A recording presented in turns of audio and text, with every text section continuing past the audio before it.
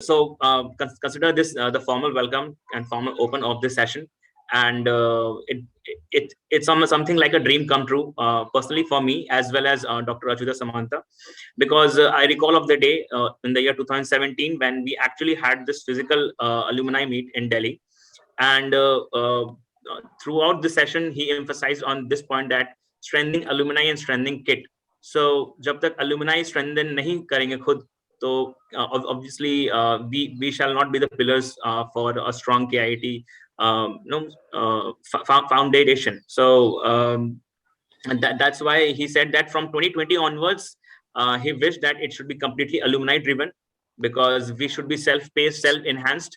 So so I tried to make sure that everyone joins in. So and since because of COVID protocols and different reasons, we thought that doing this over a virtual connect is possible. So I connected with all the conveners for all different chapters. So I'm the convener for Delhi chapter. We have other chapters as well. So I'll just give one moment of introduction to in any convener for different chapter who has connected, and then hand over to the vice president for Delhi chapter, Mr. Deepan Sahu, for his opening words. So do we have any convener currently on this link, new link? If not, then please welcome Mr. Deepan Sahu, vice president for Delhi chapter. Thank you. Thank you, Piyush. So my voice is reaching to you and to all. Crisp and clear. Yeah. So thank you, Piyush, for. I understand that since last 1 month we all are planning, and Delhi chapter is one of the six chapter, right? It is out of, we have total six chapters, and Delhi is one, and we are trying to create this Delhi chapter vibrant. That's why we have planned series of programs, and this program is going to be our first event, and that's why we had given lots of time, and also we've discussed more than 2 to 3 times, but finally we came up with this session. So thank you all for joining the session in this very short notice, and sorry for the inconvenience happened because of this technical glitch and all kind of things, but I think it is sorted out now.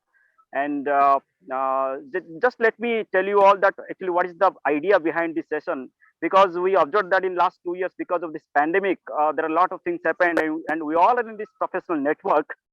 Uh, uh, and we all in this network. So actually we have gone through this pandemic, and we have experienced a lot of problems and opportunities. So the emerging themes actually required to discuss, because like reskilling and upskilling, which is quite relevant to today's context. Because if you want to thrive in this market, in this competitive world, then we have to update our knowledge, and also we have to upgrade our skills on regular time. And that's why we have identified 4 speakers, and these are the alumni speakers, and they have experience in the 4 different domains. Like one is in the legal, and one is in entrepreneurship and business, and another one is on corporate. Like that, we have identified 4 alumni guest speaker: Nidhi, Avinash, then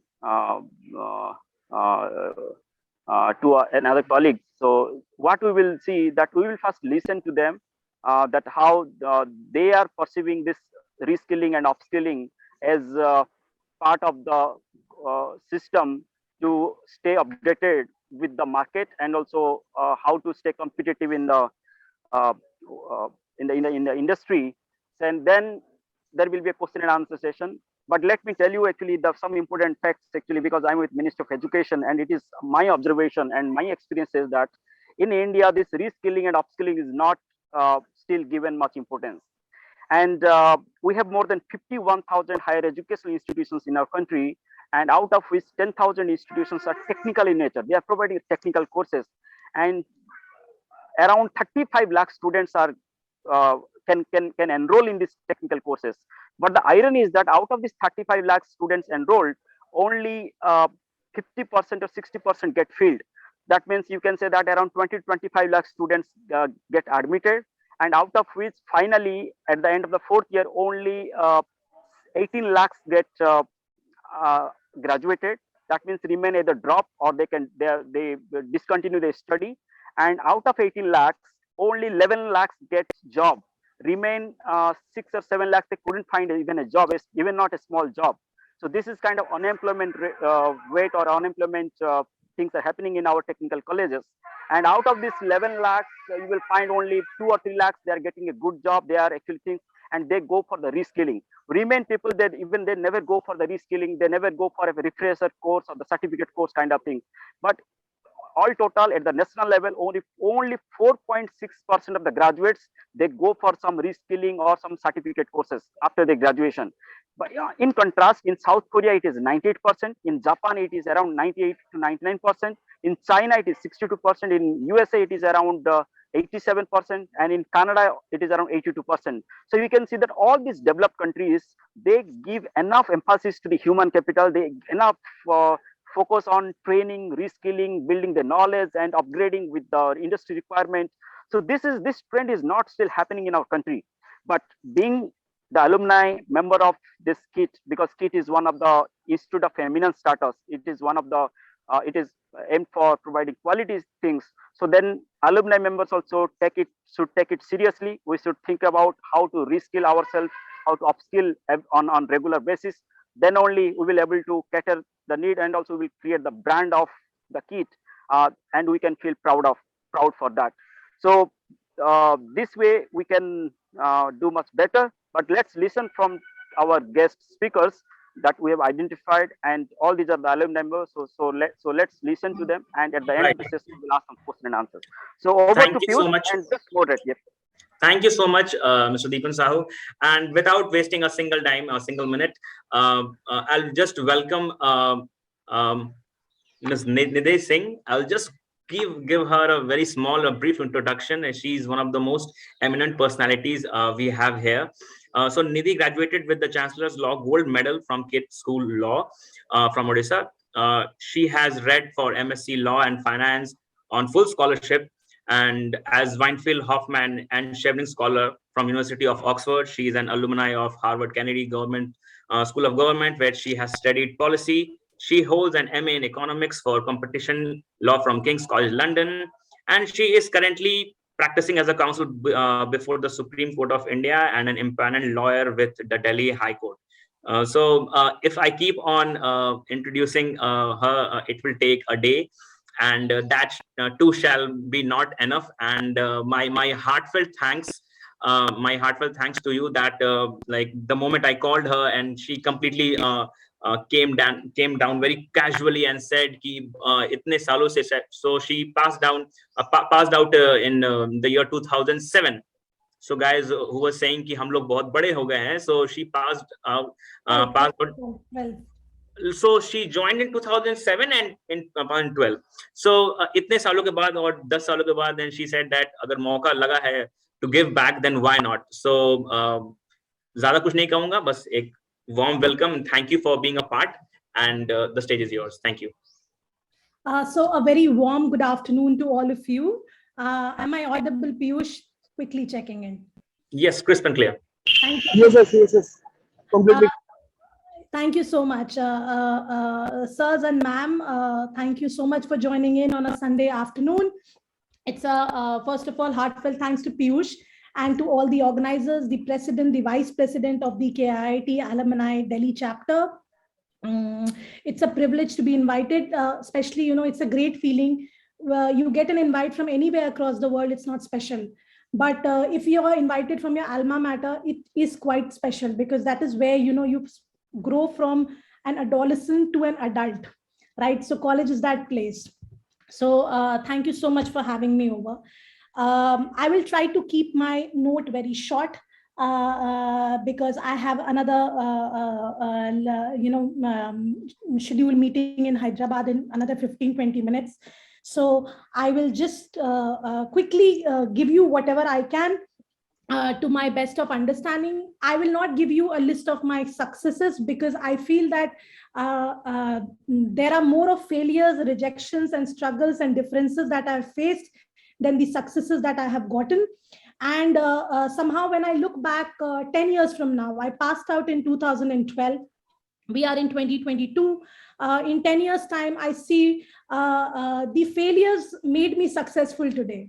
So I might have been till in 10 years of life, I would have given more than 150 interviews, be it scholarships, be it admissions, be it jobs, be it internships. And if I used to apply for 10 internships, I used to get rejections from 9 of them, even if despite having the highest grades in my law school. So the idea is to tell you that, more than the successes that I have gotten 99 failures for that one success, which the world sees it. So I will not paint you a rosy picture, because जो मैंने देखा है, लोग stage पे आके बोलते हैं ऐसे करो वैसे करो, बट आप जब इम्प्लीमेंट करने बैठते हो रियल लाइफ में बहुत चैलेंजेस आते हैं. So the way I see life now is that there are more failures than successes, and ultimately when you look back, you realize, oh my God, I'm successful now. So that is how I see myself today. The topic which has been given to me, it is about upskilling and reskilling. Before going to the upskilling part, let me go to the reskilling part. And I would first I'm going to try to connect it with my legal experience. Howsoever, the trait or the characteristic to succeed in any profession, be it you enter the IAS, you become the minister, you become a lawyer, you become an architect, you become an engineer. I feel the people who are doing well in their life, they have some sort of common traits, which I have seen. And I will try to connect this both in terms of knowledge-wise and emotion-wise, because ultimately we as humans are run by emotions. So I will try to connect this in both ways, and how I have upskilled and reskilled myself. So for an example, let's look at the definition of reskilling. What does reskilling mean? So when I started working on this for this note for this session, and I found out that, that what it actually means. So reskilling actually means that you train an unemployed person to become more employable, right? So I tried to connect this to my first stage at the law school, when despite having good grades, good credentials, good moot courts, good workshops, good paper presentations, good seminars, conferences, internships in the top universities of the world, I was still not employable. And how I made myself employable.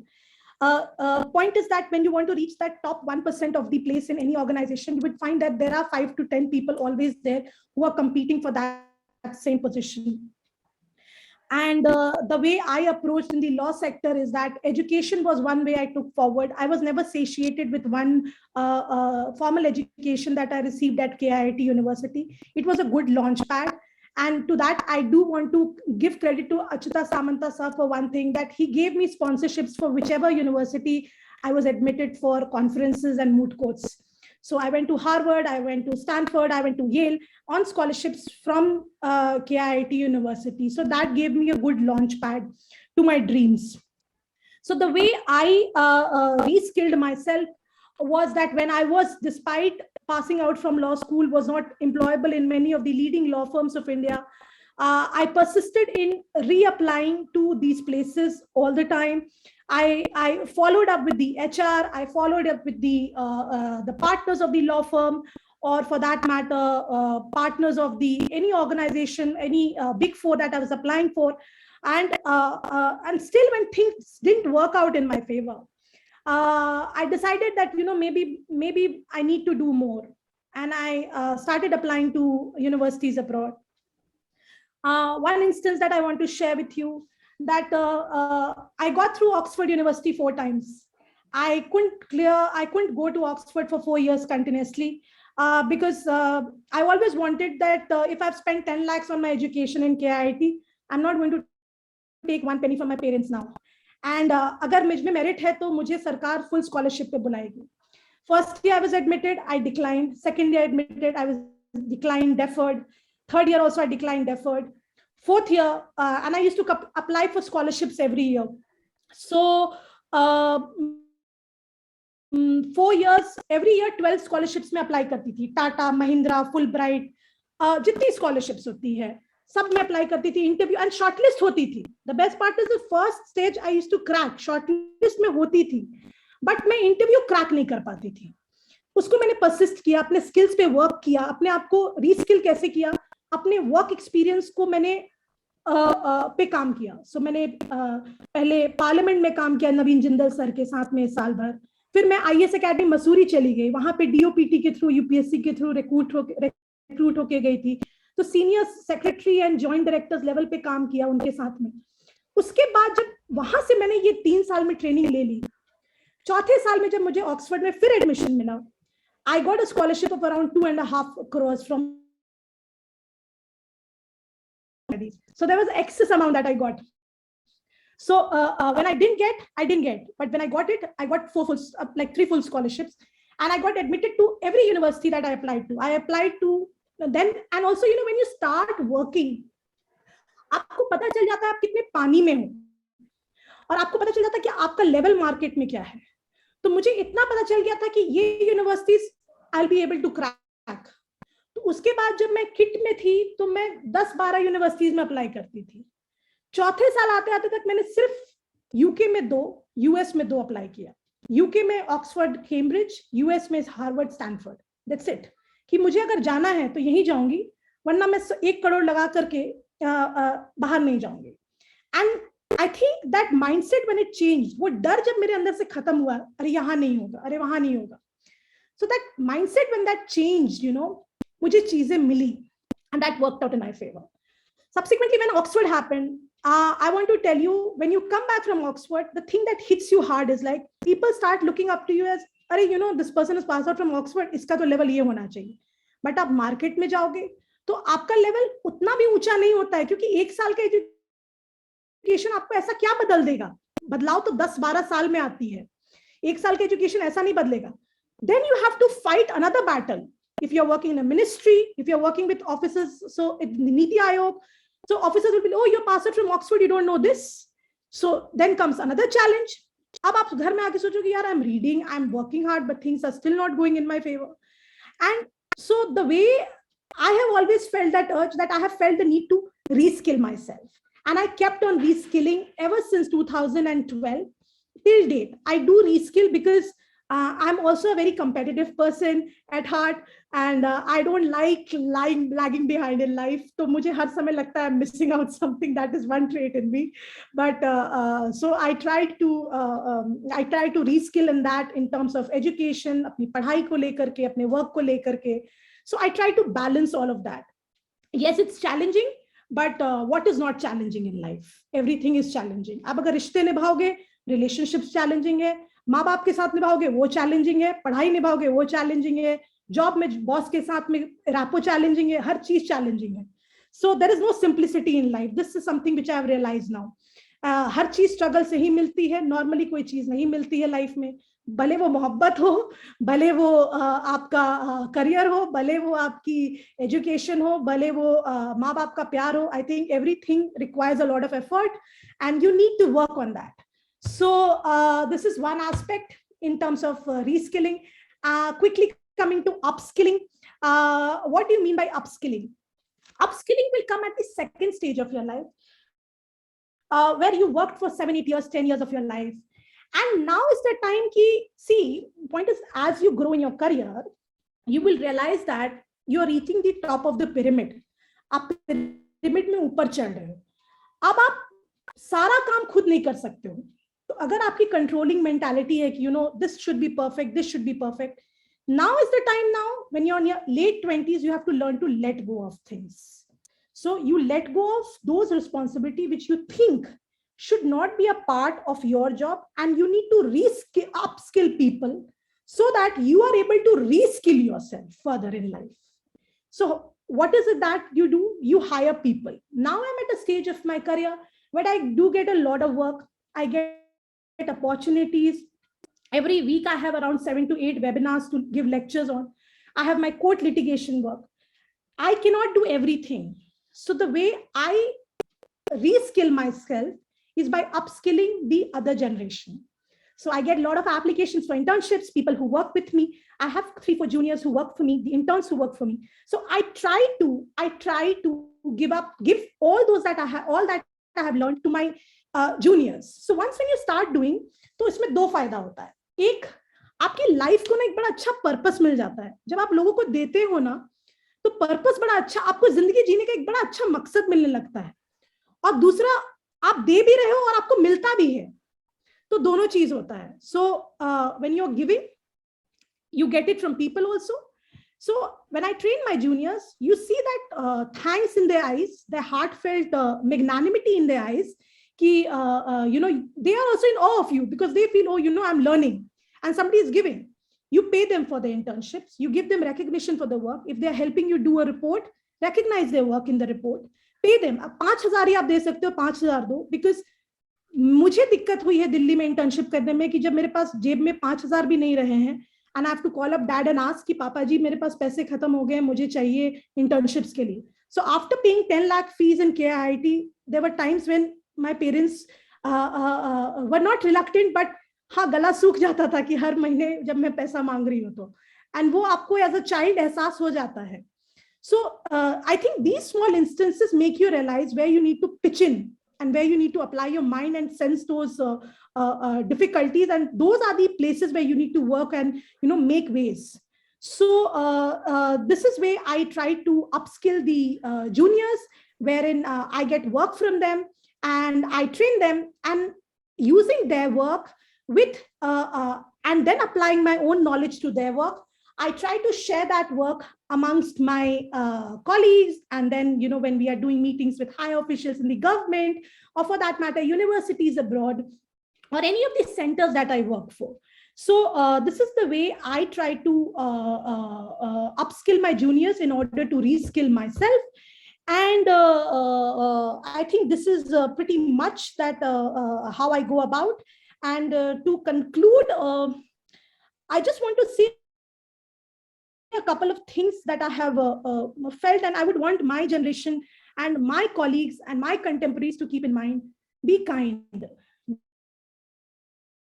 Be kind to people. It's very important to be kind, because see, if you are not a door opener, nobody is, other people are not going a door opener to you. आपको रास्ता खोलना पड़ेगा. अगर आप बंद हो जाओगे तो दूसरों के लिए रास्ता नहीं खुलेगा. Help people, but also help people, those who are ready to take help. There are some people who are not ready to take help and they are not willing to move. जो खुद नहीं सीखना चाहते आप उनको कुछ नहीं सिखा सकते. So to learn that balance, to learn that differentiation, that is also a part of reskilling and upskilling. And EQ is one of the things that I always feel the need to also work on myself. I am personally who's not very emotionally strong person. I'm not a very emotionally strong person. So I work a lot on my EQ because I do get, bothered by a lot of things in life. So I feel that, as a complete human life is that, when it is run with a purpose, when you know how to handle your job, you know how to train yourself, where you are lacking, knowing your weaknesses, working on your weaknesses, handling relationships, handling friendships, handling colleagues, handling company matters, handling financial matters, handling your household work, everything. And work hard. And the only thing I've learned, which I feel at the end of the day, is now I'm learning to be comfortable in being uncomfortable in life. So this is the biggest thing which I am learning these days, and every day I feel is a journey when you have to work on your mind and work on your job, everything, because as when you go in your 30s, things change. Parents grow old, siblings grow old, and your colleagues are also maturing. And as you reach the top hierarchy, the politics of the organization also becomes more sophisticated. जब आप 20s में होते हो तो politics उतना tough नहीं होता है क्रैक करना, बट आप जब 30s में आते हो और लेवल हायरार्की के ऊपर पहुंचते हो तो पॉलिटिक्स और कॉम्प्लिकेटेड हो जाती है. तो आप समझ नहीं पाते हो, इज दिस पॉलिटिक्स और is it normal? So that differentiation also changes. So a lot of upskilling, reskilling, this is for me. And I think this is Thank you. Thank you so much. Thank you so much, ma'am. And I know you have clocked at the right time. Or to all the audience, I just want to let you know 12:15 was the times up for Ms. Nidesh Singh, because उन्होंने like उनको एक special class लेनी थी national law school को, and so I do give her all the permissions to thankfully, if you feel like joining that meeting, please go ahead. We can take the question and answers. Like, can you let us know, do you still have time? Or do you need to jump on? If somebody has any they have, I mean, मैंने तो कोई technical topic पे बात नहीं किया है, but if in a law sector, or for that matter in general also, if you have any question, you know, I'm also as old as you are, मैं कुछ ज्ञान तो नहीं बांट सकती हूँ, but whatever little I can give, I will be happy to give.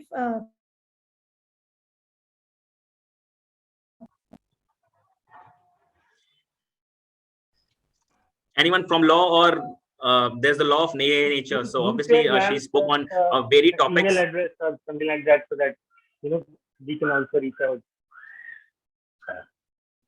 Sure, please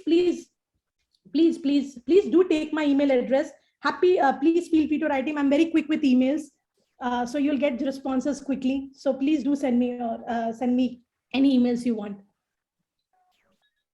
So quick takeaways from ma'am's point. There were more than 20 plus from my vision, but if I could just wrap it in one word, is like persistence. दृढ़ता होनी चाहिए हर किसी के पास. Perseverance भी होनी चाहिए. So I think to all the leaders across the world, ये दो चीज हमेशा सुनने को मिलता है, persistence और perseverance. ये सब के सामने common है. मैम ने दिखाया कि difficult, like all difficulties. One thing, ma'am, one request, if you have another minute, like we have alumni across, and they come up with a few things, like I would like to bring it to the forefront कि अगर कोई fellow Kitian है, or you said that you are also adding people to jobs and giving them internship, giving them opportunities. So if someone feels like if you could give them a few preference over a good career, so what are your points on those? Can you help them with those? Yeah, definitely. I think for internships and for jobs, I would just want to say one mistake. I don't know whether it was a mistake or not, but मुझे हमेशा ये रहता था कि मैं बस top चीजों में अप्लाई करूंगी, ये रहता था मुझे. अब वो लगता है वो थोड़ी सी गलती हुई थी मुझसे. तो मुझे क्या होता था, मैं बहुत वेट करना पड़ता था अच्छी ऑर्गेनाइजेशंस पे इंटर्नशिप्स के लिए. I think one should not wait to get into the top-notch places. Initially, you know, whenever, even if you get small, the importance of small cannot be, underemphasized and should not be underemphasized. I think even if you start small, even if you get an internships, छोटी law firms में भी, छोटी organizations में भी, do that job, pick that job, and ultimately see. Point is that you will become only employable अगर आपके पास CV में कुछ है. अगर CV में आपके पास कुछ है ही नहीं, तो आपको कौन लेगा? तो वो कुछ बनाने के लिए तो छोटी चीजों से ही शुरू करना पड़ेगा. Sometimes things work, sometimes do not work.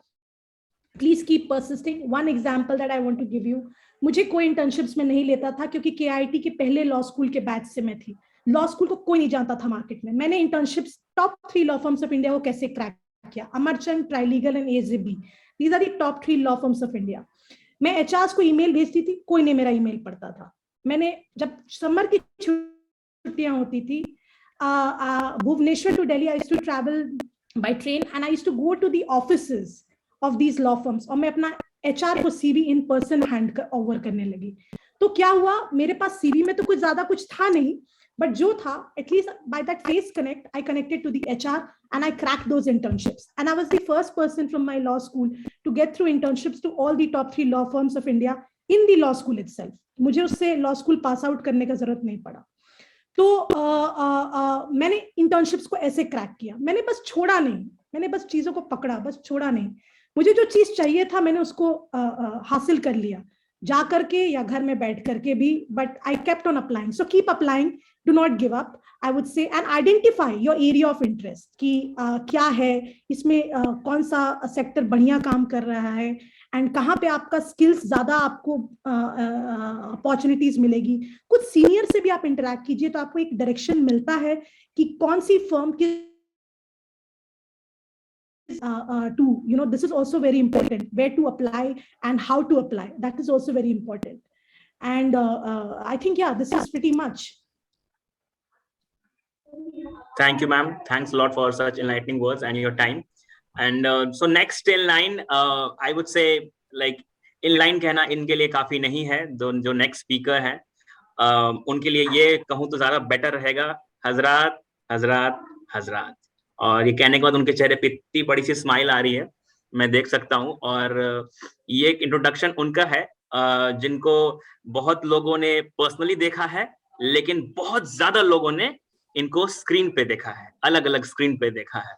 So from law हम चलते हैं इंटरटेनमेंट की तरफ. और मेरे लिए वो सबसे खास है, बिकॉज पिछले 2 दिनों से उनके पीछे मैं लगा हुआ था. और ये जो बोलने का जो सुर मैंने लगाया है, ये इनके उस शॉर्ट फिल्म से है जिसने उस समय एक वायरल होने का झंडा गाड़ा था. जिस समय वायरल वर्ड भी शायद डिक्शनरी में आउट नहीं हुआ था. वायरल सिर्फ एक बीमारी हुआ करती थी. और इनका वो फर्स्ट फिल्म गैंग्स ऑफ बेरोजगार की मैं बात कर रहा हूं. और उनके सरदार कोर खान हमारे पास है. Mister Bibhu Nandan Singh needs no introduction, but फिर भी एक फॉर्मेलिटी के लिए मैं पढ़ देता हूं.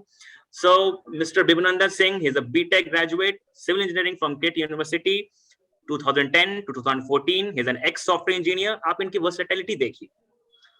सो सिविल से इंजीनियरिंग किया, IT में जॉब किया, 1-2 नहीं, पूरे 4 साल. Then he founded Bihari number 1 YouTube channel, मतलब मोस्ट ट्रेंडिंग यूट्यूब चैनल्स, जिनका कल एक टैलेंट हंट भी हो रहा था.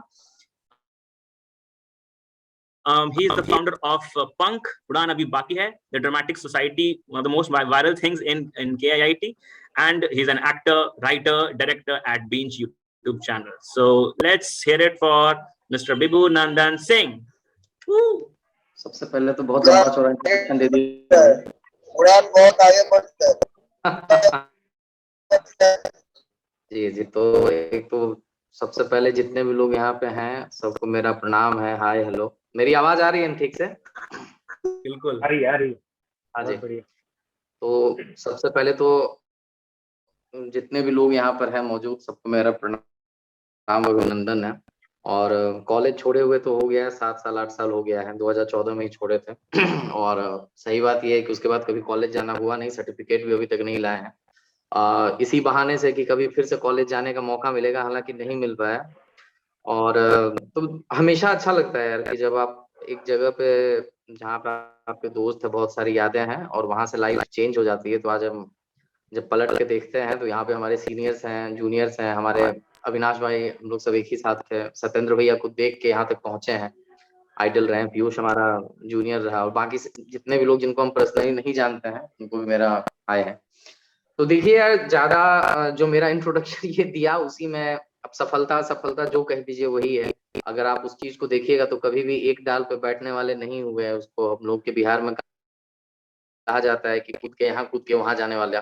बट फिर वही यार, जो टॉपिक है कि अप स्किलिंग और री स्किलिंग, हमको लगता है कि पूरा जीवन जो होता है इंसान का, पूरा लाइफ जो होता है, उसी पे निर्भर करता है कि आप थोड़ा सा साहित्यिक अगर हो जाएंगे, और सत्येंद्र भैया की अगर अनुमति होगी, तो वही वाला है कि और नदी का पानी जो है वो ट्रैवल करता है.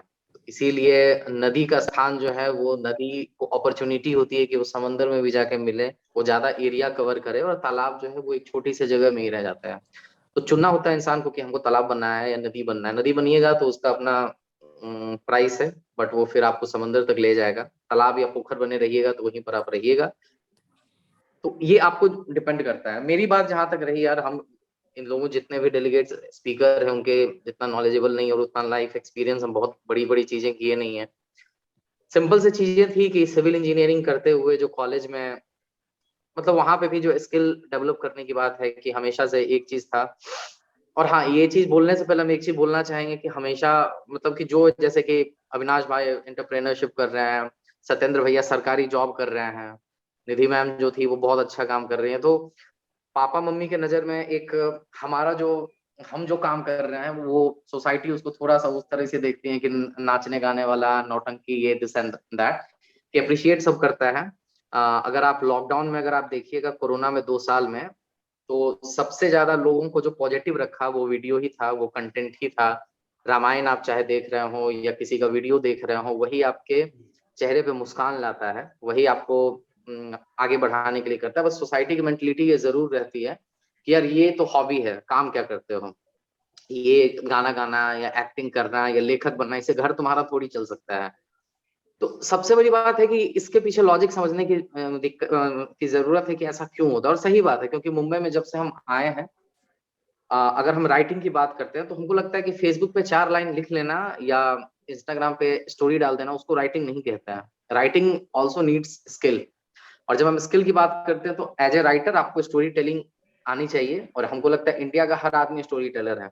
जैसे कि अगर हम आपसे पूछ लेंगे कि ये जो सेकंड मीटिंग हो रही है, जूम मीटिंग, ये क्यों हुई, पहला लिंक क्यों नहीं काम किया, तो आपके पास कहने के लिए स्टोरी होगा कि रसिया ने इस पर हमला कर दिया था। जैसे यूक्रेन पर रसिया हमला कर रहा है, हमारे जूम मीटिंग पे भी हमला हो गया था। और आप एटलीस्ट 5 मिनट तक बता सकते हैं कि क्या क्या हुआ था, क्या क्या मैसेज आया था, तो वो स्टोरी टेल आप कर रहे हो। कहने का मतलब हर आदमी स्टोरी टेलर है। हम किसी तरीके से कह सकते हैं, आप किसी तरह से कह सकते हो, कोई और आदमी किसी तरह से कह सकता है कि the way of story telling differs from people to people. और ये चीज हर चीज में है कि अगर आपको एक काम दिया जाता है कि एक अगर राजमिस्त्री है, उसको एक घर बनाना है, तो एक पर्टिकुलर इंसान अलग तरीके से बनाएगा, दूसरा अलग तरीके से बनाएगा, काम एक ही है, बट जिसका जो स्किल है उसके हिसाब से काम में डिफरेंस आ जाता है। अगर हम अपने एग्जांपल में दें तो देवदास फिल्म आप उठा के देख लीजिए। भारतीय सिनेमा में 4 बार बनी देवदास। विमल रॉय बनाए अलग, अनुराग कश्यप बनाया अलग, संजय लीला भंसाली बनाया अलग, सुधीर मिश्रा बनाए अलग, अपने अपने स्किल के हिसाब से एक ही चीजों को कई बार करने का आपको मौका मिलता है। तो यार बहुत शॉर्ट रखते हैं, ज्यादा ज्ञान देने यहाँ पर आए नहीं है और हम उतना ज्ञानी है नहीं, तो सिंपल चीज हम अपने चीजों को बोल देते हैं कि जैसे कि जब सिविल इंजीनियरिंग पढ़ते पढ़ते हमको लगा कि यार एक स्किल है जो भगवान हमको दिया है और उसको हमको नर्चर करना चाहिए। तो अब उसको रीस्किलिंग कह दीजिए या अपस्किलिंग कह दीजिए, उतना हम टर्म में नहीं जाते हैं, बट यही चीज था कि आगे बढ़ने के लिए ना आपको अपने स्किल्स पे काम करना है। सबसे पहले आपको नोटिस करना होगा ना कि आपके अंदर वो क्या पर्टिकुलर स्किल है जो आपके अंदर है। जैसे कि हमको लगता था कि यार हम अगर स्टेज पर रह के हम 10 आदमी को अपने बातों से प्रभावित कर सकते हैं, या हम कुछ लिख सकते हैं जिससे कोई आदमी रो सकता है, हंस सकता है, बोल सकता है, तो हम अपने उस स्किल पे काम किए। देन किट का जो माहौल था उस समय सिर्फ एक ड्रामेटिक सोसाइटी काश हुआ करती थी और वहां पर एक डिसएग्रीमेंट हुआ। अच्छा, यहाँ एक चीज और हम कह सकते हैं कि अगर हम क्रिएटिविटी की बात करें तो क्रिएटिव होने के लिए ना आपको डिसएग्रीमेंट बहुत जरूरी है। आप चीजों से जब तक डिसएग्री नहीं करोगे ना, आप क्रिएट नहीं कर सकते हो। एस्टैब्लिशमेंट से डिसएग्रीमेंट है। प्रकाश झा अगर जो फिल्म बनाए, अगर आप देखिएगा जो सोसाइटी में चीजें हो रही है, आप डिसएग्रीमेंट रखते हो, तभी as a film maker, as a story teller आप अपनी बात कहना चाहते हो, आप अपनी बात रखना चाहते हो। तो डिसएग्रीमेंट होना बहुत जरूरी है। तो वहां से फिर पंख बना। पंख के बाद फिर गैंग्स ऑफ वासेपुर के बहुत बड़े फैन थे, खाते पीते वक्त होते ही रहता था। तो गैंग्स ऑफ वासेपुर देखते देखते फिर गैंग्स ऑफ बेरोजगार बन गया।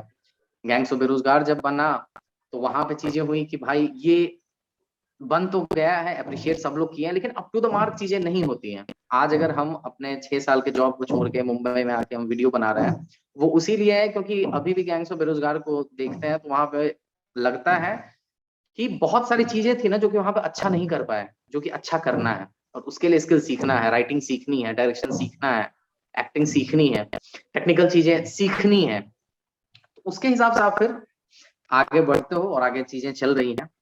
और ज्यादा कुछ हमको बोलना नहीं है। अब अगर आप लोगों को कुछ पूछना है तो आप पूछिए, नहीं तो भाषण देने के लिए तो फिर अब बहुत बड़ी चीजें हैं, भाषण होते रह जाएगा। अगर आप पूछिएगा तो डायरेक्ट आंसर हम दे पाएंगे। अगर डायरेक्ट, हाँ, एक क्वेश्चन तो मैं ही पूछना चाहूंगा। हाँ, हमने देखा, सबने देखा कि बिहारी नंबर 1 आपने बहुत ही अच्छे से एस्टैब्लिश किया और आज भी बहुत ही अच्छे फैशन में है, सब अच्छा चल रहा है। फिर आपको ये कब रियलाइज हुआ कि आप, क्योंकि उसके आप फाउंडर थे, सब करता धरता आप थे, फिर आपने वहां से थोड़ा सा ब्रेक लेके अब वहां अभी भी हैं, बट आपने बींज में ये जो अपना शिफ्ट लिया, लोग ये समझ सकते हैं, इजी समझ सकते हैं, 50 फिल्में बन चुकी हैं कि लोग आईटी से हटके और कुछ क्रिएटिविटी की तरफ लोग जाते हैं। बट क्रिएटिविटी का एक सेक्शन, जैसे बिहारी नंबर 1 भी क्रिएटिविटी है, उसको छोड़कर आप बींज छोड़े नहीं, मतलब उसको पीछे रखकर जरा सा फिर बींज की तरफ कैसे आपको फील आया कि मुझे इस तरफ जाना चाहिए? देखो हमको, मेरा मानना ये है ना पीयूष, कि लाइफ में दो अप्रोच आप ले सकते हो लाइफ जीने का। एक होता है ना कि आप एक चीज क्रिएट करते हो और जो उसका मकसद होता है, बिना गोल के हमको लगता है कि क्रिएशन नहीं। आप अगर एक कंपनी खोलते हो तो आपको पता होता है कि हमको ये टारगेट अचीव करना है या हमको ये बनाना है, मेरा गोल ये है। जब हम पंख बनाए तो उस समय यही चीजें थी कि उस समय जो कहानी हमको कहनी थी उसके लिए वो एक पर्टिकुलर चैनल था। लेकिन पंख पे हम हर तरह की कहानी नहीं कह सकते थे, पंख पे हम बिहार रिलेटेड वीडियो नहीं बना सकते थे। तो पंख यूट्यूब चैनल छोड़ के फिर हमको बिहारी नंबर 1 स्टार्ट करना पड़ा, इसीलिए क्योंकि जब हम बाहर रहे और बिहार को लेके जो मेंटेलिटी है लोगों की, बिहार को लेके लगता था कि हम बंदूक लेके ही चलते हैं, हम किसी को गोली ही मार देंगे। या हमको पर्टिकुलर कहा गया कि तुम मैं नहीं बोलते हो, तुम सड़क नहीं बोलते हो, तुम सड़क बोलते हो, तुम कपड़ा नहीं बोलते हो, कपड़ा बोलते हो, या तुमको MTI आता है, मदर टंग इन्फ्लुएंस आता है। लोगों को हम फेक बनते देखे कि ना वो ठीक से मैं बोल पा रहे हैं ना ठीक से हम बोल पा रहे हैं। हम ऐसे ऐसे लोगों को देखे कि वो रहने वाला है गांव का और वो दिल्ली गया 2 दिन तो बोलने लगा, अरे मैं तो बैठल बैठल सुत गया, अरे मैं तो अभी निहा रहा हूँ क्योंकि बाहर बहुत रौदा है। तो वो ना मैं बोल पाता है ना वो हम बोल पाता है, और उसके बीच में खिचड़ी बन जाता है। तो हमको था यार कि जो हमारी मातृभाषा है, जो माँ सिखाई, जो अब जैसे कि अगर तुम गुजराती लोगों से बात करोगे तो उनका अपना टोन रहता है, बंगाली लोगों का अपना टोन रहता है। हमको किसी से कोई दिक्कत नहीं थी, हमको ये चीज था कि ये दिस इज माय आइडेंटिटी और हमको शर्म नहीं है इस आइडेंटिटी का, तो आप हमको मत सिखाइए। और एक आदमी अगर गलत हो गया उसके मतलब ये, तो वो क्या था ना कि जैसे हम काम करते थे चेन्नई में पीयूष, तो हमारे ऑफिस में लोग हमको जज करते थे। अब हम एक आदमी को बोल दिए तो दूसरा फिर बोल दिया, दूसरा को बोल दिया तो तीसरा बोल दिया, अब कितना को समझाने जाएंगे। तो हम बोले कि बेटा ऐसा होना चाहिए था कि एक जगह हम बोले और लाखों लाख लोग समझ जाए। सिर्फ उसके लिए हम बिहारी नमूना स्टार्ट किए कि भाई देखो हमको 10 बात है जो कि समझाना है और वो हमको 10 लाख लोगों को समझाना है। तो उसके लिए एक प्लेटफॉर्म है, हम ना पैसा कमाने के लिए उससे उसको खोले, ना नेम कमाने के लिए कमाए। हमको कहना था एज बिहारी यार दिस इज द थिंग कि हम लोग भी हैं और हमारी बात ये है। तो सिर्फ उसके लिए बिहारी नंबर 1 खोले, और जब वो हम 10 वीडियो बना लिए, लोगों ने बहुत पसंद किया, फिर मेरे पास कहने के लिए कुछ बचा ही नहीं। फिर 2 ऑप्शन था कि भाई नाम हो गया, फेमस हो गए, 5 लाख सब्सक्राइबर हो गया, अब इसको कमर्शियलाइज करते हैं, अब इससे पैसा कमाते हैं। बट एज एन आर्टिस्ट जो है ना, फिर वो हमको एज एन आर्टिस्ट वो सेटिस्फाई नहीं किया, क्योंकि कहानी जब कहने के लिए नहीं होती है तो खिंचती है कहानी। फिर कुछ से कुछ लालू यादव मुर्दाबाद, नीतीश कुमार मुर्दाबाद, कुछ से कुछ हो रही है चीजें। तो उन चीजों को करना नहीं था। तो इसीलिए जो तुम्हारा सवाल है ना कि बिहारी नंबर 1 के बाद ये क्यों, तो बिहारी नंबर 1 में हमको जो बिहार की बात कहनी थी हमने वो कही, और जब वो बात कहने के लिए मेरे पास वो कुछ नहीं रहा, फिर हमको हुआ कि अब नेक्स्ट आगे कैसे बढ़े। नदी यहाँ से सफर शुरू की, आगे स्टेशन क्या होना चाहिए। एक स्टेशन पे तो ट्रेन रुक नहीं सकती है ना, ट्रेन को आगे बढ़ना है ना। अब उसी पर अगर करते रहे तो that is not life, that is not growth.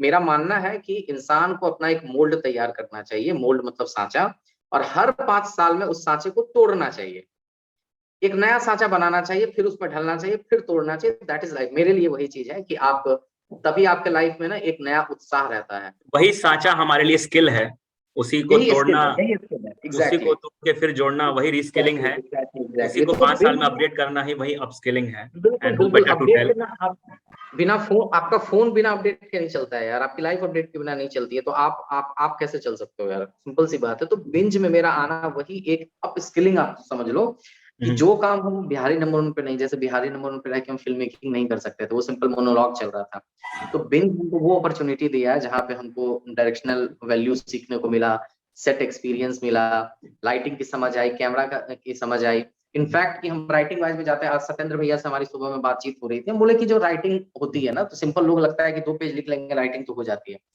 यहाँ पर आने के बाद पता चला कि भाई उसके ऊपर कम से कम 10 किताब लिखी जा चुकी है। राइटिंग इज ऑल्सो, उसको आपको सीखना है। A+B whole square is equal to A square plus B square plus 2AB जैसा फॉर्मूला होता है राइटिंग का भी। 3-4 किताब है जो कि हम पढ़े तो मेरा दिमाग खुला करे यार, इसमें भी स्किल है यार, इसको भी सीखने की चीज है। एक्टिंग का जो है, तो आप एक्टिंग की बुक्स पढ़ोगे, लोगों को लगता है ना बस ऐसे ही जाना, एक्टिंग का क्या है यार, कैमरा सामने से कर देना, नहीं, उसका भी स्किल है।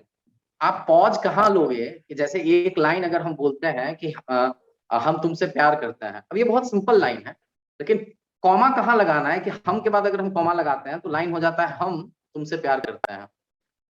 हम तुमसे के बाद लगाएंगे हम तुमसे प्यार करते हैं, हम तुमसे प्यार करते हैं, हम तुमसे प्यार करते हैं। तो एक एक वर्ड के ऊपर भी जो है ना वो आपका इमोशन चेंज हो जाता है।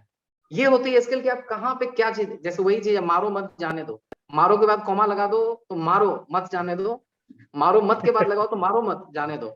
अब ये ट्रिक है कि डायलॉग जो लिखा है राइटर, और आप अगर नहीं आपको पता है स्किल डिलीवर करने का, तो आप खुद से कुछ बोल दीजिएगा। फिर कहने का मतलब वही है ना कि स्किल ये बहुत हार्ड चीज नहीं है यार, ये बहुत मतलब नहीं अब स्किलिंग ये स्किलिंग कुछ नहीं। आपको मोबाइल चलाना पहले नहीं आता था, आज मोबाइल चलाना आ रहा। आप पहले ऑडियो कैसेट में गाना सुनते थे, आज एलेक्सा में आप सुनते हो। पहले आप चिट्ठी लिखते थे, आज आप मोबाइल में मैसेज लिखते हो। यही होती है अब स्किलिंग, यही होती है रीस्किलिंग मेरे लिए।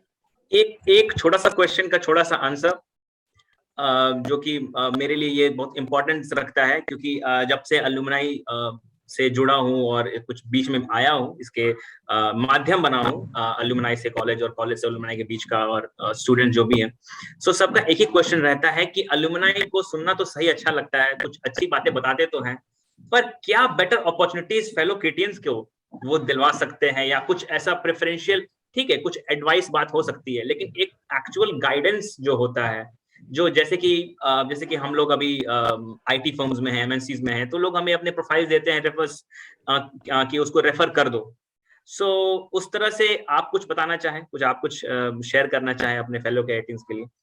देखो यार, मेरी चीजें वही है कि अगर आप एक एक्टर हैं, अगर आप एक लेखक हैं, अगर आपको डायरेक्टर बनना है, तो जो बाकी चीजें हैं ना, जैसे तुम लोगों की एमएनसी वाली चीजें जो हैं, जब तक हम भी एमएनसी में थे बहुत सारे लोग आते थे, और टू बी वेरी ऑनेस्ट वो मेरे हाथ में चीजें नहीं थी कि हम जॉब क्रिएट कर दें। लेकिन ये फील्ड जो है ना, ये फील्ड जो है, यहाँ पर सबसे पहली चीज क्या है ना कि अगर आप क्रिएटिव फील्ड में आना चाहते हो ना, तो आज के समय में यू डोंट नीड एनीवन। अगर आप में टैलेंट है तो। अब एग्जाम्पल देते हैं, इंडिया का सबसे बड़ा यूट्यूबर कौन है बताओ? सबसे बड़ा यूट्यूबर जो इंडिया का है, इंडिया का सबसे बड़ा यूट्यूबर है अभी भुवन बाम, ठीक है? भुवन बाम महीना का 20 से 25 लाख रुपए कमा रहा है। भुवन बाम चाहे तो 5 लाख के कैमरा से वीडियो बना सकता है, लेकिन बनाता किस चीज से? वो 10,000 के मोबाइल से। क्यों? क्या उसके पास मोबाइल नहीं है? क्या उसके पास कैमरा नहीं है? क्या उसके पास पैसा नहीं है? क्या उसके पास टीम नहीं है?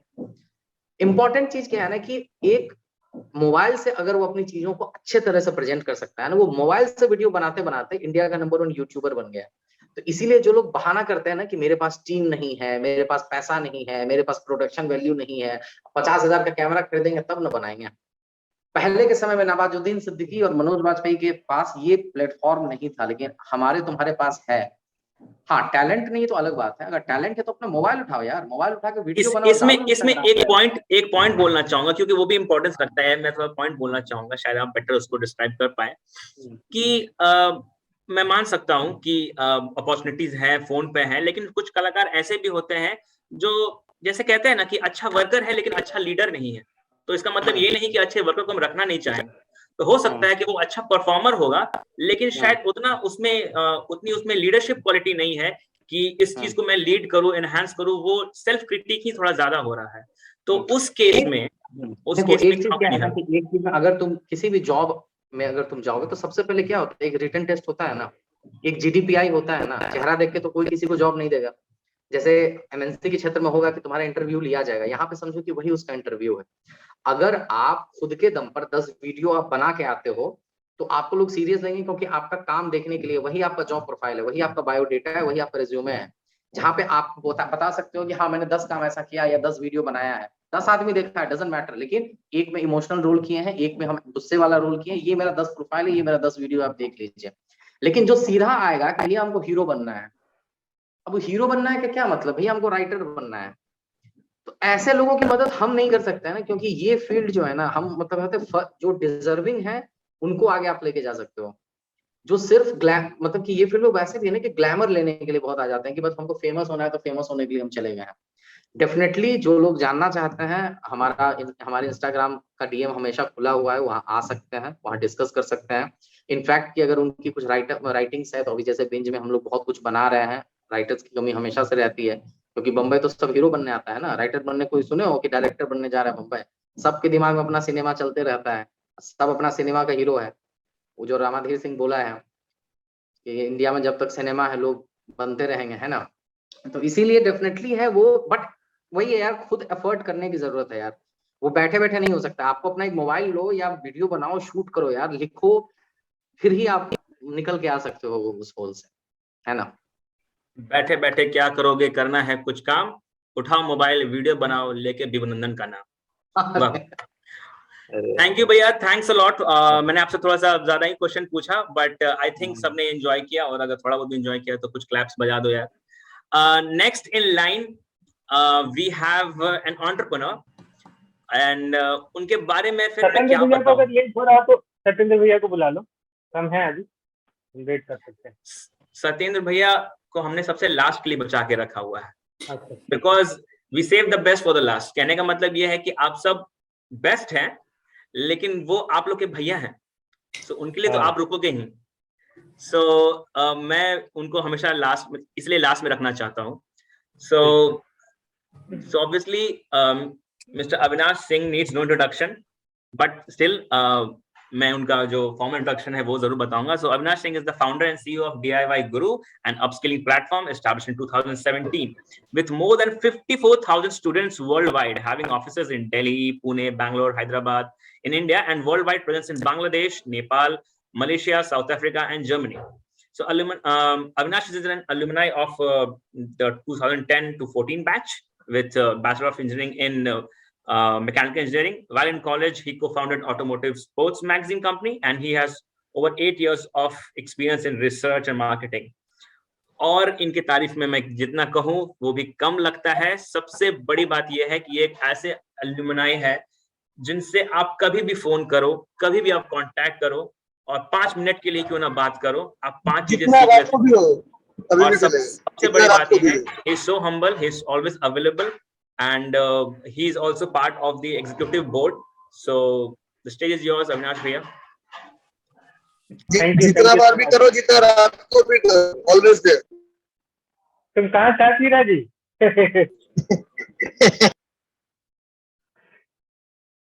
So thank you so much. I think Piyush effort, Piyush का जो एफर्ट रहा इस पर्टिकुलर एलुमनी मीट को कंडक्ट करवाने में बहुत ही ज्यादा रहा। मैंने देखा बीच में 1 महीनों से सारी प्लानिंग चल रही थी, लेकिन बीच में रुक गई थी। फिर एक होता है ना, एक चिंगारी जरूरत होती है, तो वो फिर पीयूष ने दिया। दीपन साहू जो है वो काफी सपोर्टिव रहे, एज आई थिंक उनका बैच ऑलमोस्ट 2004 बैच है ना, दीपन साहू सर का, तो काफी पुराने ये रहे हैं। और उसके साथ गौरव है, विपुल है, राइट, गौरव विपुल है, तो ये लोग और आदित्य है। तो these guys have been doing amazing work. और उसके साथ मुझे जब पता लगा कि यहाँ सत्येंद्र भैया और विभू ये ने निधि मैम ने हाँ कर दिया है, तो मतलब काफी खुशी हुई कि चलो एक तो अपने पास एक प्लेटफॉर्म बना जहाँ हम लोग चीजें स्टार्ट कर सकते हैं। बेसिकली ये जो अपना एलुमनी मीट हो रहा है, आई थिंक ये फर्स्ट टाइम हो रहा है सारे स्टेट्स के चैप्टर में ऑनलाइन, राइट, ऑनलाइन मोड पे। तो ये एक सक्सेस स्टोरी सॉर्ट ऑफ हम लोग क्रिएट करेंगे ताकि और सारे चैप्टर्स ऐसा कुछ करना स्टार्ट करें। और मैंने अपने 8 साल के करियर में यही देखा है कि तुम्हारा जो नेटवर्क है, बेसिकली नेटवर्क जो है तुम्हारा नेटवर्क, राइट, तुम्हारी चाहे तुम जैसा भी कुछ बोल लो कि हाँ स्किल्स तो खैर मायने रखती ही हैं, बट इंडियन इकोनॉमी में, इंडिया का जो पॉलिटिकल सिनेरियो है, इसमें तुम्हारे पास अच्छी नेटवर्क होनी जरूरी है।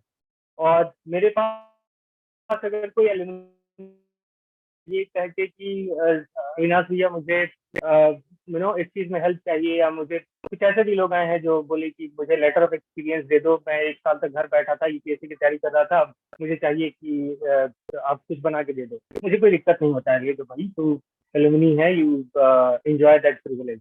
तो ये तरह की चीजें हुई हैं। खास करके मैं इधर देख रहा हूँ कि हम लोग का जो बैच रहा है 2010 से लेके ये 16-17 तक, अब तो फेसबुक खोलो तो सबके सब जो है, या तो किसी की शादी हो रही है, नहीं तो किसी का बच्चा जो हुआ है तो उसकी सेलिब्रेशन हो रही है। तो अगर किसी की अभी और शादी होने वाली है तो इनवाइट कर ले, हम लोग जो है ग्रुप में वो इनविटेशन भेज सकते हैं, हम लोग सब कोई चले आएंगे वहाँ पे। और अब तो लॉकडाउन भी खत्म हो गया है। हाँ दीपान, अब तुम्हारी शादी में आएंगे। तो ये हुआ क्या कि मेरे पास से एक सौनक दत्ता करके है, तो मैं एक इंसिडेंट शेयर करता हूँ। तो सौनक क्या है, सौनक की शादी शायद जनवरी में थे कि दिसंबर में थे इसी पिछले साल, और मुझे पता नहीं चला। मैंने दीपाली, तुम्हारी आवाज कट रही है।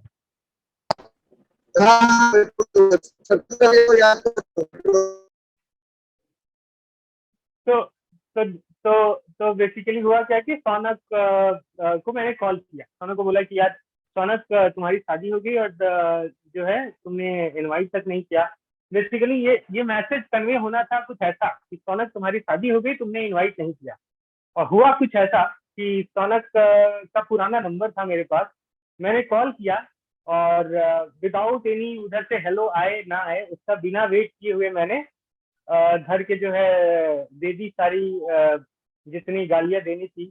और फिर उधर से आवाज आया कि हाँ बेटा, मैं सौनक का जो है, मतलब अब मैं वो नहीं जाऊंगा बोलने, बट ऐसा कुछ हुआ बहुत ही मेरे लिए ये था। फिर हम कह रहे यार ये तो अजब सा हो गया। फिर मैंने उससे माफी वाफी मांगी कि अब क्या गुस्से में अभी कुछ बोल जाता है। तो वो दूसरी चीज है। अब दूसरी चीज आई कि अपस्किलिंग और रीस्किलिंग का, तो मैं तो खुद उसी इंडस्ट्री से हूँ और मेरा एक एक ऑब्जर्वेशन रहा है कि हम लोग जो इंडिया में अपस्किलिंग या रीस्किलिंग हमने जो भी प्रोग्राम किए हैं वो पूरे ऑल ओवर द ग्लोबल, अगर एक ये देखो डेटा देखो, उससे ऑलमोस्ट 20-30% है। 70% हमारा अपस्किलिंग और reskilling mostly Germany, Canada, US, उधर अब साउथ अफ्रीका चले जाओ, ये हम लोग देख रहे हैं कि नाइजीरिया साइड में या उधर घाना वगैरह में, अफ्रीकन कंट्रीज में बेसिकली अभी काफी अपस्किलिंग और रीस्किलिंग की जो है डिमांड बढ़ी हुई है। और fourth industrial revolution, I think everybody knows this, कि fourth industrial revolution is going to be a revolution where we are changing the interconnection of physical entity with the digital entity। वो जो जितना भी IoT devices आया है या mobile से connect करके अपने यू नो रूम के लाइट्स ऑफ हो जाना, या ये जो MG की गाड़ियां देख रहे हो इंटरनेट इनसाइड, वो सारी ऑन दैट पर्टिकुलर स्पेस ही है। अब देखो मेटावर्स आ गया। Metaverse is basically your 5 CR। तो फोर्थ इंडस्ट्रियल रिवोल्यूशन अभी खत्म होने को है, तब तक फिफ्थ इंडस्ट्रियल रिवोल्यूशन की बात होने लगी। और fifth industrial revolution, I am very happy to share this कि फिफ्थ इंडस्ट्रियल रिवोल्यूशन बेसिकली हमारे ही कंपनी के एक एक्स एम्प्लॉय ने, he is the founder of this particular fifth industrial revolution across the globe. So we are working a lot in this particular segment. आज भी मैं यहाँ पे गोरखपुर में I traveled because I had to talk with the Uttar Pradesh government. हम लोग कुछ lease पे जमीन ले रहे हैं, लैंड ले रहे हैं एक फ्यूचर मोबिलिटी इंस्टीट्यूट सेटअप करने के लिए। तो all of these things are in pipeline. मैं कुछ अपने जो पुराने जूनियर्स हैं, इन्होंने बहुत ही अच्छा काम किया रीस्किलिंग अपस्किलिंग है, उनका नाम लेना चाहूंगा। जैसे सौविक हुआ, सौविक अजरा करके है, जिस में उसको देखते अपने कॉलेज में एकदम दुबला पतला था। He doesn't have any dressing sense, कुछ ऐसा करके नहीं था। He went for his masters in data science and machine learning, और आज वो सीनियर साइंटिस्ट है इंफिनियन टेक्नोलॉजी का। वो कंपनी जो ग्लोबल सप्लाई का ऑलमोस्ट 1/3 सेमीकंडक्टर सप्लाई करती है। चिप्स जो आप यूज करते हो मोबाइल फोन्स में या जो ऑटोमोबाइल्स में यूज होता है। तो बहुत ही बड़ी अचीवमेंट सैयद हासिर है। उसने बहुत अच्छा अपना जो है कैरियर सेटअप किया कनाडा में, काफी अच्छी पैकेज है उसका भी। जो है स्टार्टिंग कैरियर का वैसा कुछ इनलाइटिंग नहीं था, but he has done a lot of upskilling and reskilling, that sort of thing.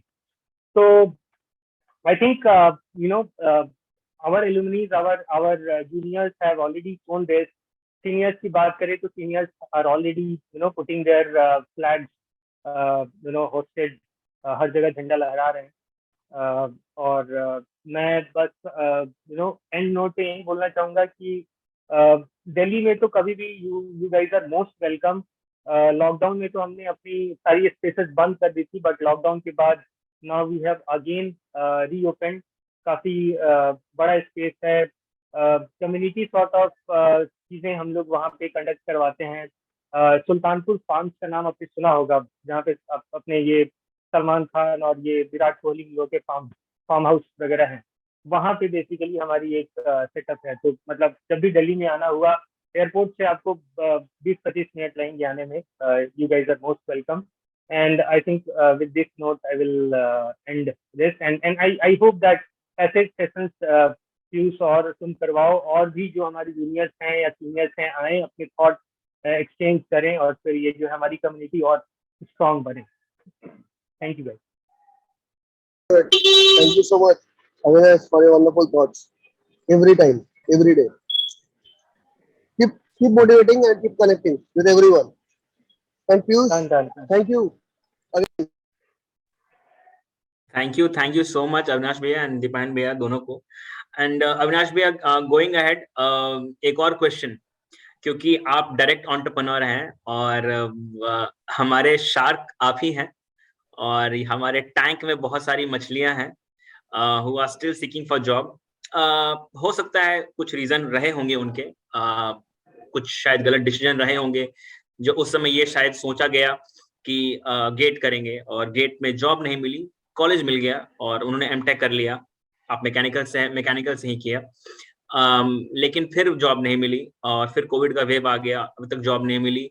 काम करने में इंटरेस्टेड है बट वहां पे एक करियर नहीं बना पा रहे हैं जहां पे वो चाहते हैं। So what's your take on that, और आप उनको क्या गाइड करना चाहेंगे? कुछ जॉब, कुछ इंटर्नशिप्स या कुछ ऐसा पर्टिकुलर गाइडेंस जो केटीएम स्पेसिफिक हो, जो उनको लगे कि हाँ मुझे कुछ स्पेशल प्रेफरेंस मिल रहा है। Avinash, I want to take up this question. Avinash, sorry to interrupt you, but I want to go ahead with Piyush question only. इसका ही collaboration है। बात ये है कि अभी भी बच्चों को कोर में थोड़ा सा दिक्कत हो रहा है, तो what will be your suggestions going ahead, entire kit and beyond?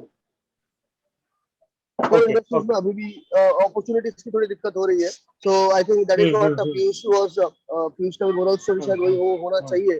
ठीक है, तो इसका क्या तुम सजेशन देना चाहते हो? ये बहुत ज्यादा इम्पोर्टेंट है। नहीं, अच्छा देखो, राइट। तो अब क्वेश्चन आ गया है बड़े फनल से कोर वाले सेगमेंट पे। तो बेसिकली जो मेरा भी काम रहा है वो ज्यादा फोकस रहा है कोर वाले इंजीनियरिंग सेगमेंट में ही, चाहे वो मैकेनिकल हो, इलेक्ट्रिकल हो, इलेक्ट्रॉनिक्स हो।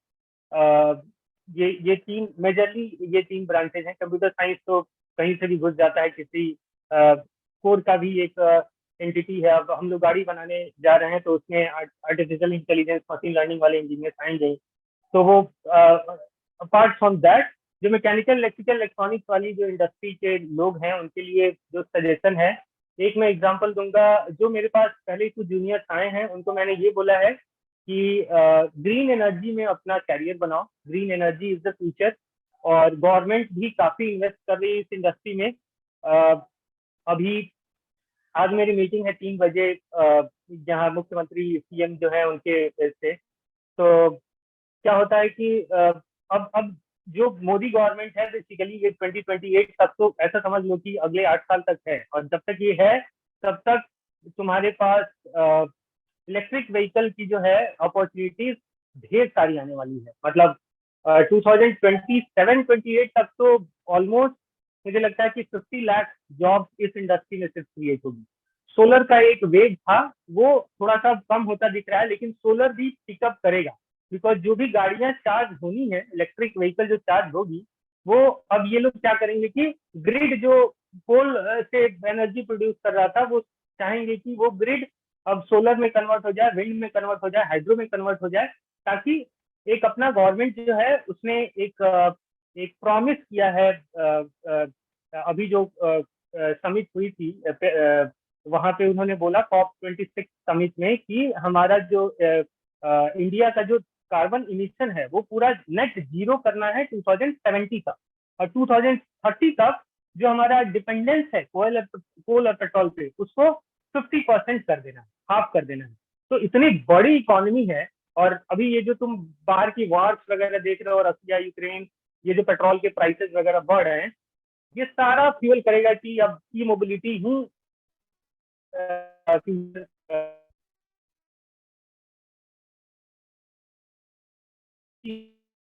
हैं गेट करके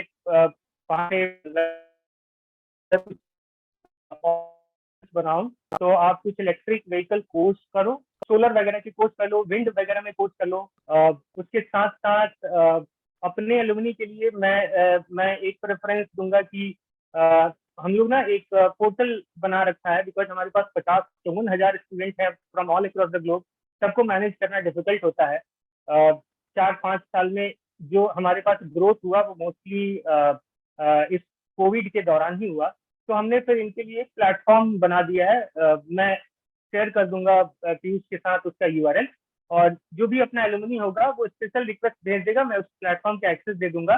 जितने भी ग्लोबल जॉब हैं ग्रीन एनर्जी फील्ड में, वो सारे के सारे वहाँ पे जो है शेयर किए जाते हैं। और एक अपना चैनल है, मेरे कुछ एचआर हैं जो ये सारा चीज प्लेसमेंट कोऑर्डिनेटर्स हैं, उसमें वेंकट शास्त्री भी इम्पैनल्ड हैं, हरपाल शेट्टी सर भी हैं। तो मैंने जो अपने पुराने बिग शॉट्स थे वो लोग भी उस चीज में इन्वॉल्व हैं। तो पूरी की पूरी मैंने कम्युनिटी जो है ऐसा देखोगे तो केआईटी से भी बहुत अच्छे अच्छे जो अपने थॉट्स हैं वो भी मैंने ये रखे हैं, एक जगह पे बांध रखे हैं। तो वो वहाँ पे फिर अप्लाई कर सकते हैं, और that's how I think I can help। हमारी कंपनी में वैकेंसीज आती हैं, वो कुछ अपना चैनल है तो आप शेयर कर देना, मैं उधर एचआर को बोल के जो है ओपनिंग शेयर करवा दूंगा। Thank you so much mister Avinash Singh. इससे अपफ्रंट और इससे ज्यादा अच्छी अपॉर्चुनिटी मिल नहीं सकती है for someone aspiring a career in mechanical, and specially you will be in direct connect with the founder and CEO, और इससे अच्छी अपॉर्चुनिटी हो नहीं सकती है। So thank you so much Avinash भैया for your time. Next in line, obviously in line कह नहीं सकते because he is someone who is definitely out of the line, who creates the line, who makes the line. Mr. Satyendra Pathak भैया, अब आपके बारे में क्या कहूँ? Maximum here are your juniors.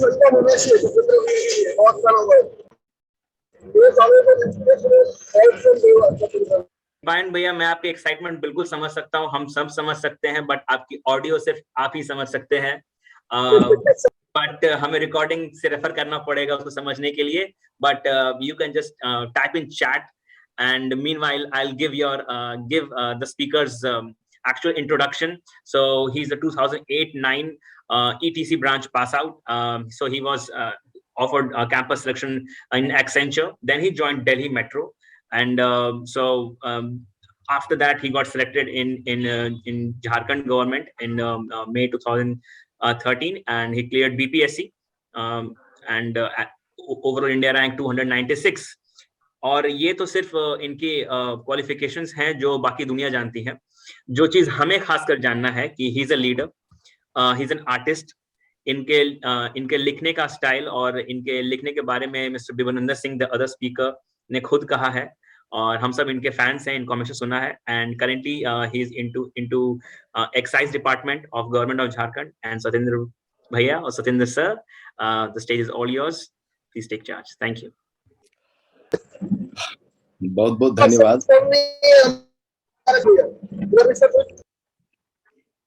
मेरी आवाज आ रही है ना? आ रही। अविनाश, पीयूष, से पहले पंक्ति होना चाहिए सत्येंद्र भैया। पायन, जिनको मैं जानता हूं और जिनको नहीं भी जानता हूं, जिनसे मेरी पहली मुलाकात है, सबों को मेरा यथायोग्य नमस्कार। और सबकी बातें सुनी, सबकी बातें समझी, हमारे पुराने कुछ ख्याल भी याद आए, सब लोग अपनी भावनाएं शेयर कर रहे थे। देखिए, टॉपिक पे आए, अपस्किलिंग या रीस्किलिंग, उससे पहले जरूरी है कि हम लोग एक नियमित अंतराल पे जरूर मिलते रहें। और ये पीयूष आप सुनिश्चित करेंगे कि हम लोग लगातार 2 महीने 3 महीने जब भी हो, एक होता रहे ये, ठीक है? क्योंकि रिश्ते पुकारने से ही बने रहते हैं। अगर पुकारना बंद कर दो तो रिश्ते फिर रिश्ते नहीं होते। हम लोग एक ही जड़ से मिले हुए हैं, उस जड़ को सींचते रहने का काम हम सबका है। दूसरी बात, अविनाश अपने मेरी बात हुई थी आज से लगभग 1-1.5 साल पहले।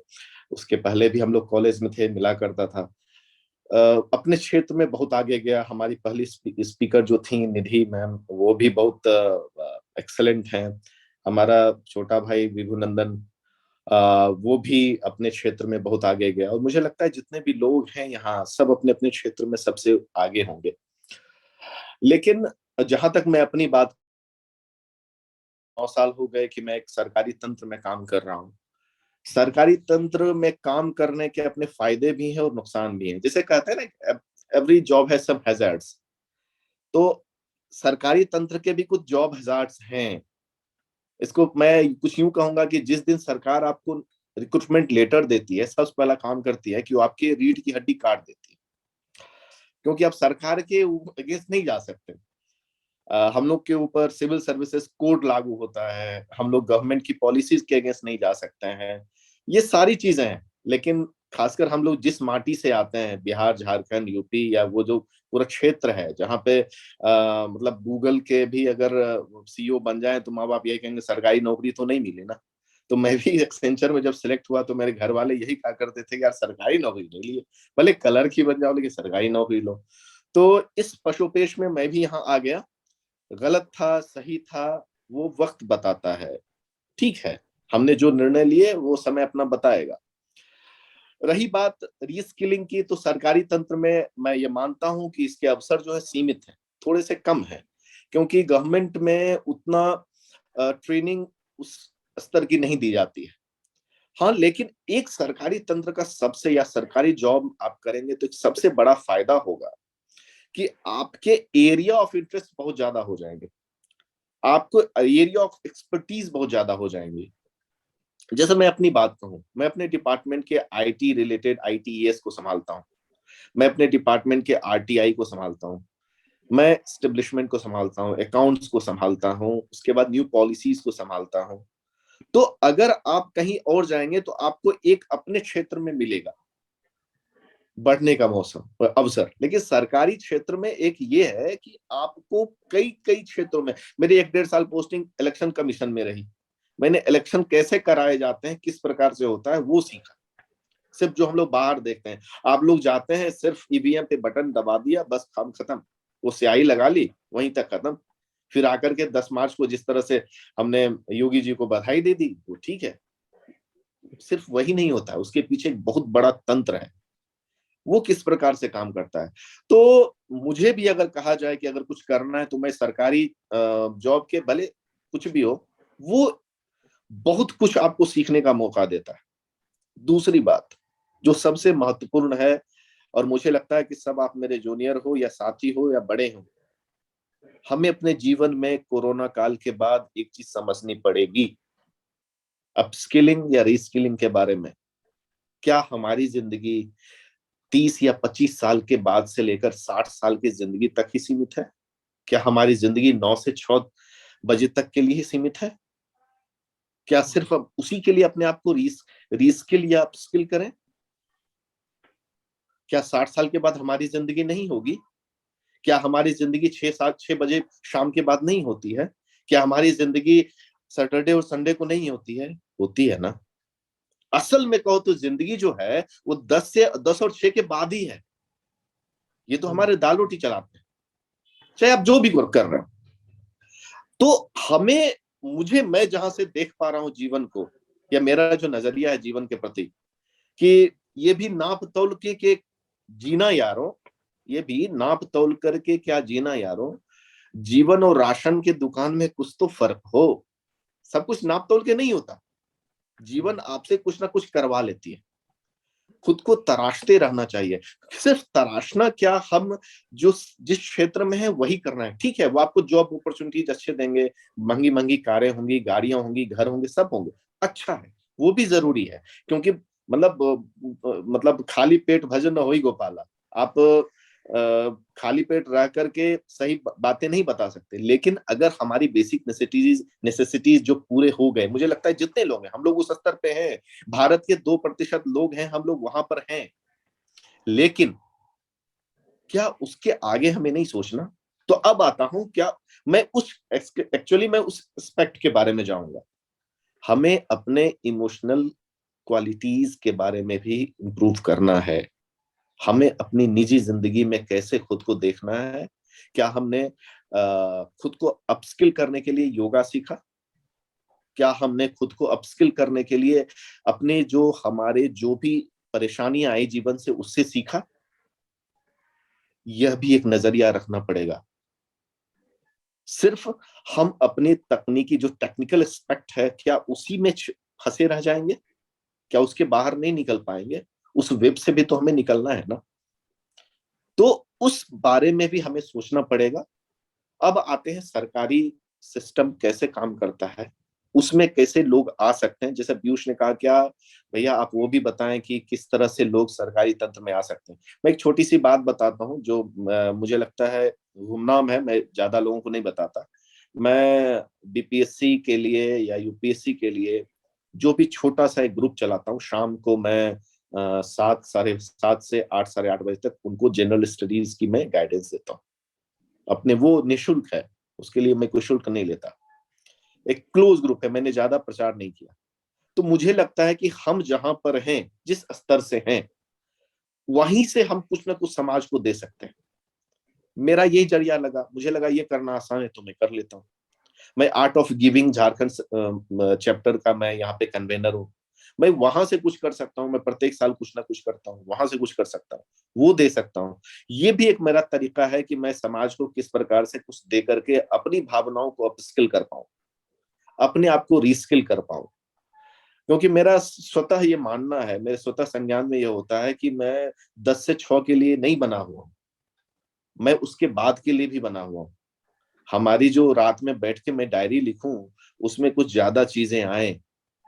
मुझे लगता है कि मैं थोड़ा ज्यादा आध्यात्मिक हो रहा हूँ। ये आध्यात्मिक होने की बात नहीं है, मैं जो खुद समझता हूँ और या जिंदगी को जितने नजदीक से देखा, खासकर कोरोना में बहुत करीब लोगों को बिछड़ते देखा, उससे ये सीख आई मुझे मिली कि सच में हमें अपने आप को समय के साथ या जो विश्व पटल पर जो घटनाक्रम हो रहे हैं उनके साथ हमें खुद को बदलने की जरूरत है।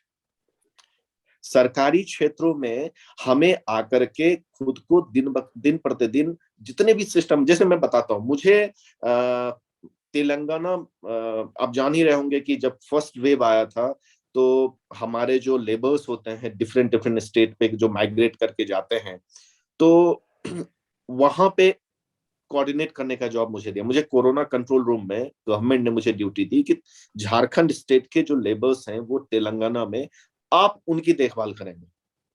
अब मुझे डे पर डे, मैं अपनी बात बता रहा हूँ कि मैं 7 बजे सवेरे, 6:30 बजे सवेरे से शाम को 8 बजे तक, यूं डेली, एक दिन नहीं, डेली वहां पर झारखंड के लगभग 25,500, लगभग 25,000 के आसपास लेबर्स थे तेलंगाना में, झारखंड से जो गए हुए थे। अब मुझे प्रत्येक दिन उनको क्या राशन मिल रहा है या नहीं मिल रहा है, क्योंकि सब पूरा लॉकडाउन था, कुछ कर नहीं पा रहे थे, उनको राशन दिलवाना। उनका किसी का एक फोन कर रहा है, सर मेरा गैस खत्म हो गया, आप वो दिलवाएं आप। तो वहां के एडमिनिस्ट्रेशन से कांटेक्ट करके मुझे उनको गैस डिलीवर करवाना पड़ा।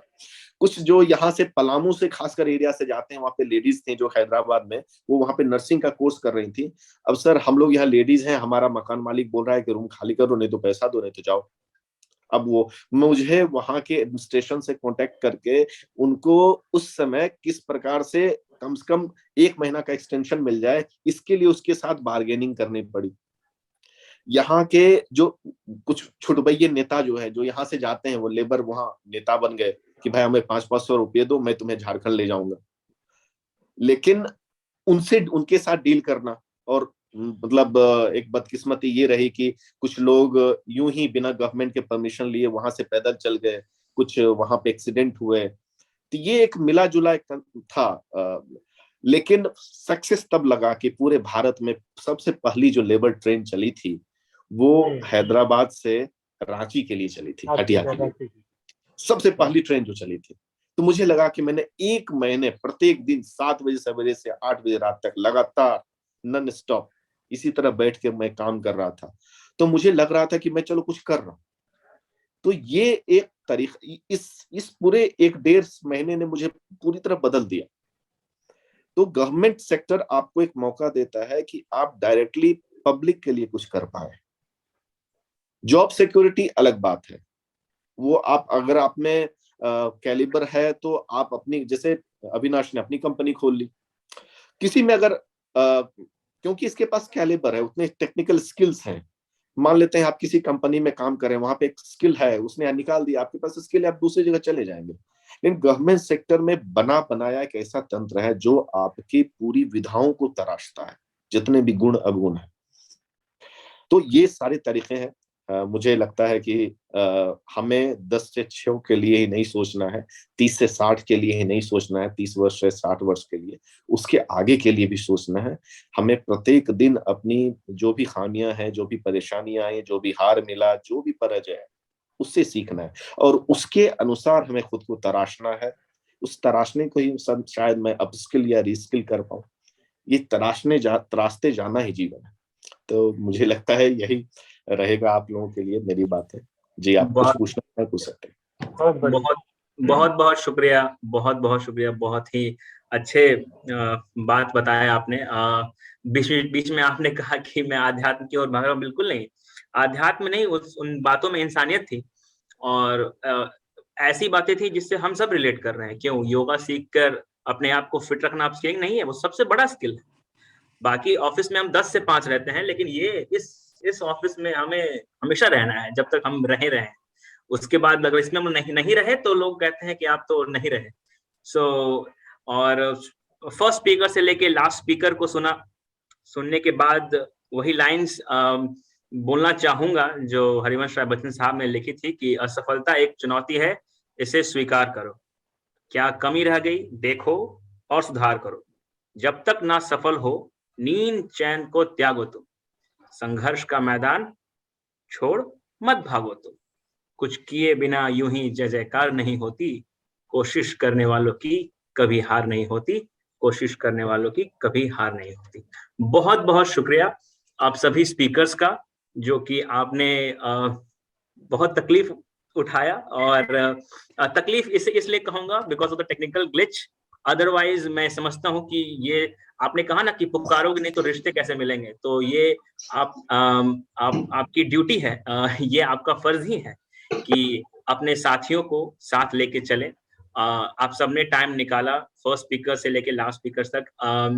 मैं अपने ऑडियंस के लिए कहना चाहूंगा कि मैंने सबके इंट्रोडक्शन थोड़े बहुत चैट पे डाले हैं, आप वहां से उसे पिकअप कर सकते हैं। एक बार फिर से रिफ्रेशर करना चाहूंगा कि ये मीटिंग जो है ये फर्स्ट ऑफ इट्स काइंड इसलिए है क्योंकि ये पहली बार है कि आप यहाँ पे किसी फैकल्टी का आप चेहरा नहीं देखेंगे। ये अलुमनाई ड्रिवन अलुमनाई मीट है, फर्स्ट ऑफ इट्स काइंड, जिसकी सोच तब आई थी जब 2017 में मैंने समांता सर को सुना था और उनकी ये ख्वाहिश थी, दिली ख्वाहिश थी कि अभी तक तो हम लोग कर रहे हैं, 2020 तक तो हम लोग करेंगे, उसके बाद बाबू तुम लोग संभालना। उनकी ये बात मुझे लग गई थी और कहीं ना कहीं जब फॉर्मेशन हुआ, किट अलुमनाई एसोसिएशन का फॉर्मेशन हुआ, तब दिल्ली चैप्टर से नॉमिनेशन फाइल किया और किसी तरह बिल्कुल कन्वेनर का ही पोस्ट मेरे पास आया और तब से मैंने इसको बहुत सीरियसली और बहुत दिल के पास से रखा हुआ है। हर कोई अपने अपने काम में व्यस्त है, बट मैं अपनी टीम को बहुत बहुत धन्यवाद देना चाहूंगा, सभी जो यहाँ पे वीडियो ऑन करके हमारे पास है, अविनाश भैया, आदित्य, विपुल, गौरव अभी नहीं है, लेकिन गौरव और हमारे वीपी साहब, उनका भी, मिस्टर दीपन का भी। एंड जाने से पहले, वोट ऑफ थैंक्स से पहले मैं एक मोमेंट देना चाहूंगा जो हमारे पास 2 कन्वेनर्स हैं अलग चैप्टर्स के, बिकॉज ये मैं सिर्फ दिल्ली स्पेसिफिक नहीं रखना चाहता था, ये मैं पूरा KIIT स्पेसिफिक रखना चाहता था।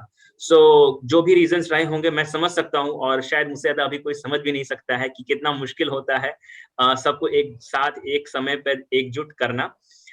मैं अपने सारे लवेबल केटियंस जो कि अलग अलग चैप्टर्स को बिलोंग करते हैं उनसे रिक्वेस्ट करना चाहूंगा, अगर ये वीडियो आप रिकॉर्डिंग पे देख रहे हैं या फिर अभी आप लाइव फीड पे हैं, कि आप अपने अलुमनाई मीट चैप्टर्स को रीच आउट करें। अगर आप कहीं आपके पास कोई चैप्टर नहीं है तो आप दिल्ली में मोस्ट इनवाइटेड है।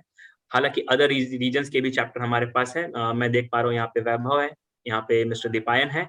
मैं आपसे एक एक मिनट 2-2 शब्द सुनना चाहूंगा। आप अपने चैप्टर्स के लिए स्पेसिफिक कुछ कहेंगे और उसके बाद will move into the formal vote of thanks. Vaibhav या दीपायन, आप दोनों से कोई जो पहले बोलना चाहे please. Vaibhav is unmute. Vaibhav please. First of all thanks Piyush, ये शॉर्ट नोटिस में अच्छे लेवल पे ऑर्गेनाइज कराने के लिए और काफी अच्छे सीनियर्स को सुनने का मौका मिला यहाँ पे। और ऐसे लोग भी मैं देख रहा हूँ जिनके साथ मैं क्लोजली काम किया हूँ अपने कॉलेज ईयर्स में, और काफी चीज जैसे अविनाश भैया के साथ मैंने काफी टाइम स्पेंड किया अपने सेकंड थर्ड फोर्थ ईयर्स में, काफी लर्निंग उनसे भी मिली है। और बैंगलोर में आई थिंक हमारा सबसे ज्यादा लोग हैं, एल्यूमिनाइज है जो लोग काम कर रहे हैं, और काफी इस पे हमें अभी काम करना है एक्चुअली, ताकि क्योंकि हमारे ग्रुप्स में व्हाट्सएप ग्रुप टेलीग्राम ग्रुप में काफी कम लोग हैं, तो इसको एक इम्पोर्टेंट काम की तरह लेना है कि 1 महीने में हम लोग काफी लोगों को ऐड कर सके। और नेक्स्ट टाइम हमारा कोशिश रहेगा कि बैंगलोर के लिए एक बहुत लार्ज स्केल में ही ऐसा इवेंट ऑर्गेनाइज कराना, और जिसके लिए हमें भी सारे लोगों का सपोर्ट चाहिए होगा, क्योंकि एक स्टार्ट जरूरी होता है कहीं पे जाने के लिए। वो छोटा ही एफर्ट हो, और छोटा एफर्ट ही थोड़े दिन में जाके वो एक अपना लार्जर व्यू पे वो दिखता है। तो thanks very much everyone, it was a nice meeting you everyone. Thank you Vaibhav. Deepayan भैया, आप कुछ कहना चाहेंगे from your Hyderabad chapter? So Vaibhav is from Bangalore, या Deepayan is from Hyderabad. First of all, thank you, Piyush, for conducting this very important alumni. This get together for everyone. And myself, Dipan from the Kolkata chapter. Not to be wrong, Piyush. So I'm from the Kolkata chapter convener. So first of all, thanks from my end to everyone. And Piyush, keep connecting and make sure these interactive sessions do happen at regular intervals, as said by Satyendra Bhaiya as well. And coming back to all the speakers, everyone is of eminent personality. Personally, I know half of them, especially I know Satyendra Bhaiya for a very, very long time. He has been an always inspirational to everyone. Coming back to Avinash and Bivu, they're the greats of their own industries. And they've always been connected, and that is our goal should be, that to keep connect, keep growing every time, and make sure that those interactive sessions do happen at regular intervals. That will be my only concern and request to everyone. And Piyush, once again, thank you, and hope so to see you work with Bivu very soon, because you are again a very what I can say, a talented person whom I have known for long. So keep growing, and Satyendra Bhaiya, and once again, nice to meet you all. ये तो बताओ कोलकाता का कब करवाओगे event? आ जाओ जल्दी आ जाओ। मैं तो तुमको लास्ट भी नहीं बोल रहा था। ठीक है, बहुत जल्दी हमारा होगा, बहुत जल्दी। ठीक है, एक बूस्ट अप आज हो गया है बस। आई होप सो कि things will be going up very speed from here on.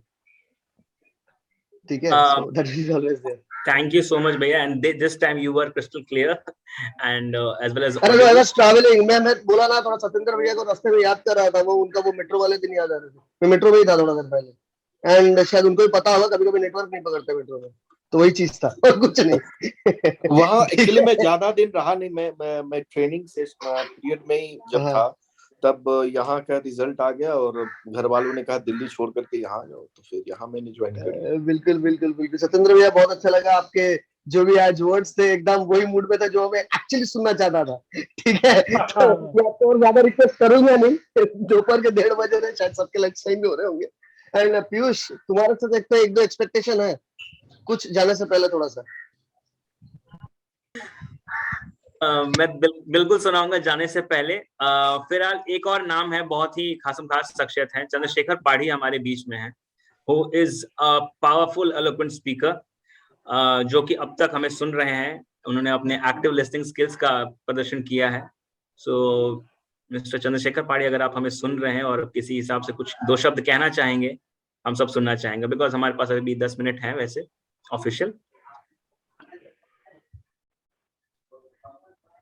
Piyush, just give me 2 minutes. I'm traveling somewhere. Just 2 minutes. किसी को और एक बंदे को ऐड करो. Just within 2 minutes, I'm joined.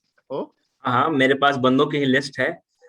सो दीपायन भैया की फरमाइश पे, उनकी जो स्पेशल फरमाइश थी, उस पर मैं 2 शब्द सुनाना चाहूंगा। ये एक नए कैरेक्टर है, मिमिक्री की बात हम लोग कर रहे हैं। सो ये एक नए कैरेक्टर है, और जो कि अभी बहुत लाइमलाइट में थे, बट अनफॉर्चुनेटली उनकी हार हो गई है यूपी इलेक्शन। पहचानिएगा कि ये समाजवादी कौन है।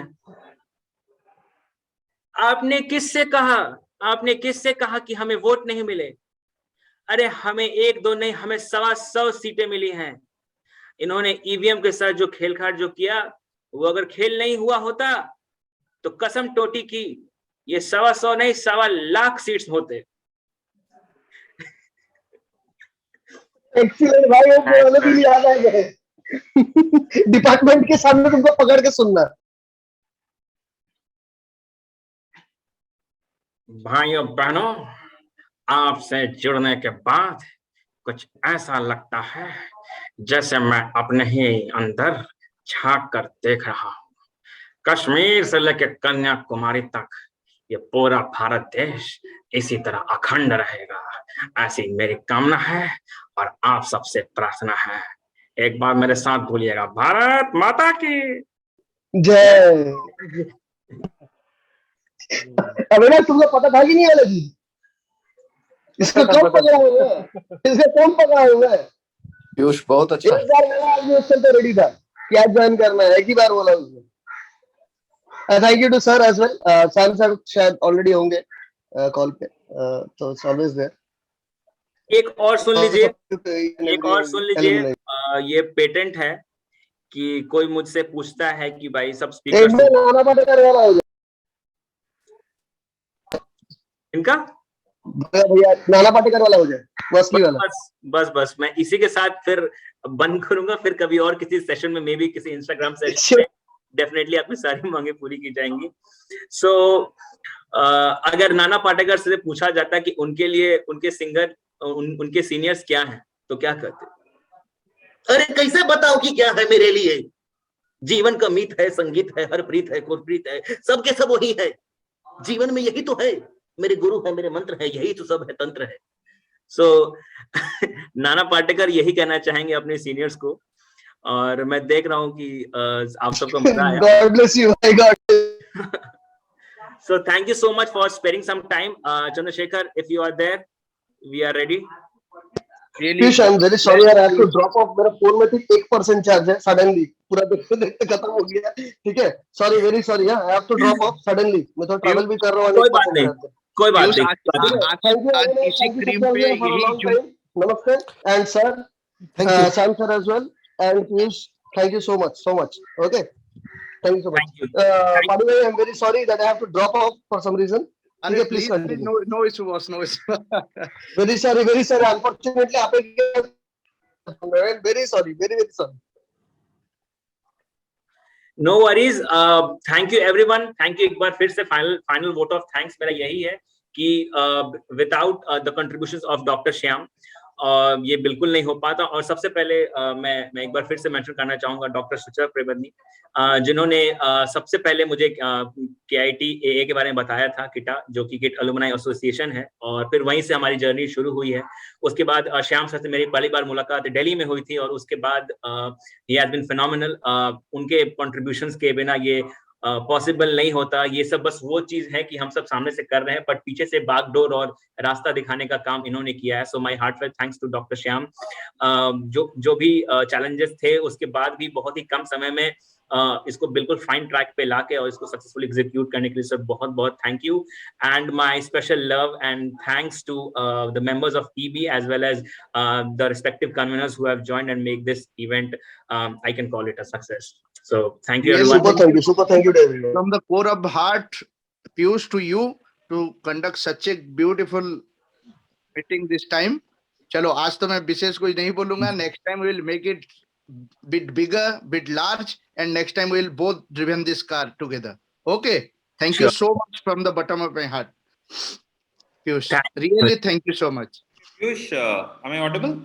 Yes sir. आपसे सुनना चाहेंगे.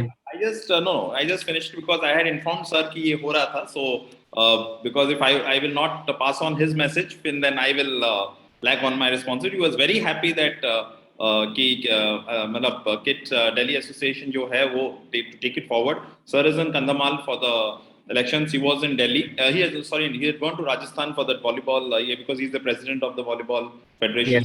Yes. And presently he's in Kandhamal, so impossible to join in because of the networking issues. But he has given all his best wishes and expected that all other chapters also pull in. As far as we are concerned, I think we have taken a steady step. Today, we have an alumni portal, which is alumni.kit.ac.in. And we have approximately 16,000 alumni who have registered and, in touch with each other, because that's a dynamic platform. And then with the, approval of Sir, we have the KITA central central office here, as well as Sir said, wherever he had gone, so to open 6 chapters. But definitely, एक 7 chapter जो miss हो जा रहा है, okay, as Vivanandan said and all, we have a lot of students from the segment of Bihar, Jharkhand, Chhattisgarh are part of UP. ठीक है, because as Sir used to not visit that area, but वो chapter होना बहुत जरूरी है, because we have a lot of people, a lot of companies, lot of right? अभी मतलब सब कुछ वही है, तो ये chapter जो भी हो मुझे इस साल शुरू करना ही है, because otherwise हाँ वही अभी मतलब वही है कि अदरवाइज ये फिर जस्टिस नहीं होता है फिर एलुमनाई को, सब में है ये पार्ट कैसे छूट गया, और हमारा हो गया बिहार झारखंड की तो मैक्सिमम स्टूडेंट्स हैं that they rule kit if I tell you, okay, तो वही छूट जा रहा है. That will be my job to get that done this year. और जैसे भी हो, as Piyush said, and the Delhi chapter has taken it forward, we would request all chapters to also come forward. Just for your information, for 1 minute, this year, even all the schools are working together. We had invited 138 alumni this time, okay, on a virtual platform, of course, for interaction with students, mentoring, all those things. Like 138 is a good number, from literally 4 or 5 from last year to 138 is a good one. So now I'm happy that every school also has, because अगर alumni को बोलो वो kit मने वो पहले अपना school को पहचानता है, right? It doesn't, we don't belong to the scene at all. मतलब CS मतलब CS, civil मतलब civil, वही से उसका civil मतलब kit है and founder sir है, right? It is that way, it is connected. So schools को वो push करके I think all are on track. So सबको ये है कि वो हर महीने एक को तो बुलाते ही हैं. So it doesn't matter with the crowd, but a qualitative small crowd is more than, it's better than a quantitatively unresponsive crowd, right? So वो एक अच्छा हो गया है. Now वो लोग आते हैं every महीना, एक alumni आता है, interact करते हैं. It depends upon कोई higher education में हो, कोई entrepreneur हो, या कोई मतलब again then we do a alumni live series from my office. मतलब ठीक है, वो only caters to those people, जैसे पीयूष है या विवनंदन जी है या सत्येंद्र जी है, like someone who was on the other aspect, his passion को लेके अपना life आगे बढ़ाया है, or someone who is working along with the passion in track. Okay, so already Dushyant Singh से start हुआ था, so already 10 episodes are over, so we are carrying that forward. एक तो है webinar series, all the technical aspects, as well as one aspect is also on the alumni who have taken their passion forward. वो बहुत matter करता है. So we are always open. And जैसे बोलते हैं ना, मतलब मैं अपना ना न्यूटन थर्ड लॉ को बहुत बिलीव करता हूँ. It's like every action has an equal and opposite reaction. तो मेरे और मेरे कलीग्स के साइड है, from kids side, we are very happy to take forward this action. तो आप लोग को थोड़ा आप कैसे इसको पे बैक करें only in the terms of कैसे हमारे स्टूडेंट्स बेनिफिट हो, मतलब मेंटरिंग हो, गाइडेंस हो, उनको शेयरिंग हो, दैट वे पे back, not the other part. Okay, but in this में क्या होता है ना, अल्टीमेटली स्टूडेंट्स बेनिफिट हो जाए. And please also you can pass on the message की एलुमनाइज को जो जरूरत होती है, let it be starting from a documentation से लेके कुछ भी, जिसको हम लोग हेल्प कर पाए फ्रॉम किड्स साइड, उनको कुछ सपोर्ट मिल पाए. Even I'll tell you about, you're talking about jobs, in the alumni portal we have a job board. Okay, when we started the portal, like nothing no one used to do, but today we get a lot of internship opportunities, lot of jobs, everyone, all alumni is posted there. So बहुत easy होता है कि आप वहाँ पे मतलब you can directly apply, तो आता है, हम लोग डालते हैं, तो you can always get a reference through that. फिर इंटरव्यू में जो होता है, anyway that is your call. Okay, so बहुत अच्छे से वो चीज अभी मतलब the portal is also now alumni driven, as Piyush was telling. So sir जैसे बोलें कि मतलब सब कुछ alumni driven हो जाए, that is always good. We are always there at the backdrop to give all the support what is required.